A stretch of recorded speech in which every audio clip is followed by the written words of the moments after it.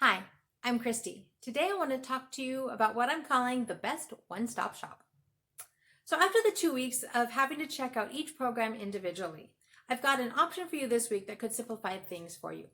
Recreation centers or rec centers. Let's look at them. So rec centers are a great multifaceted option for finding activities.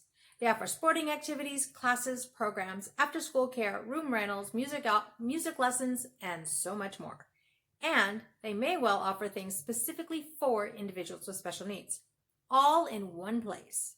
How much better does it get than that? Okay, I realize that I may be overstating things a bit here, but at least in our area, everything that I listed above is offered through the Parks and Rec department of our city government. Our city has a number of different rec centers spread across town. Since we're part of a metro area, they offer a cheaper rate to residents of our specific city while offering everything to anybody who lives in our metro area. Now, I'll explain how things work in our area. I'm sure it'll be a little bit different in your area, but I suspect this will give you a fairly good idea of how to track down your local rec center and find its offerings. Every quarter, we receive a big, oversized magazine in the mail that has every single class, activity, and option available for the entire quarter. It's seriously like 100 pages. When I went to look at it online, 108 pages, I think, in the winter edition. It's printed on paper that's not much thicker than newsprint. It's quite the magazine. Fortunately, it's well laid out so you can find what you're looking for fairly easily. Now, for those who aren't a fan of looking through paper items, you can also find the same information online. To make things easy and clear, I have links on the website, on the blog post. You can find that at www.havenofhopeforme.com. This post originally posted in February of 2020. Now, I have a link that'll take you directly to the registration page for our local rec centers. If you click on a picture that says Henderson Happenings, and there's a link there, you can see the online version of the magazine I was talking about. Now, the Henderson Happenings link takes you directly to the current version. If you're looking at this after that, it may not quite work. So you could go back to the original link for the website and find the current option. Now, once you find the class or whatever you want to participate in, you register for it. There's usually a deadline so that they know if there's sufficient interest to offer it.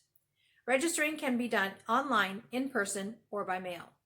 Complete the form, pay your money, get your receipt, show up for your first class, done. Doesn't get much easier than that. Now, the best part for me is that they offer services, classes, and outings specifically for individuals with special needs.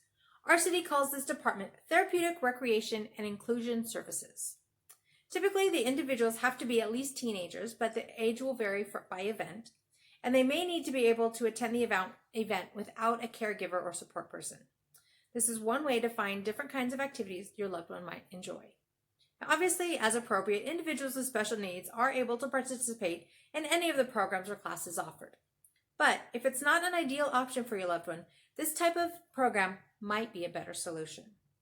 In our area, they offer ongoing after-school care for programs. They offer one for teens or people up to 21, and then another one for adults that are 22 and over. These programs specifically are geared to individuals with special needs and are reasonably priced. The program also offers various activities out in the community. Current offerings include a trip to our local hockey team's practice session, Go Vegas Knights, a trip to a board game cafe, and a dance. Now, AJ has gone on one event to a local car shop where they modify cars. Now, we knew he'd enjoyed it, and he was excited to go, especially all by himself.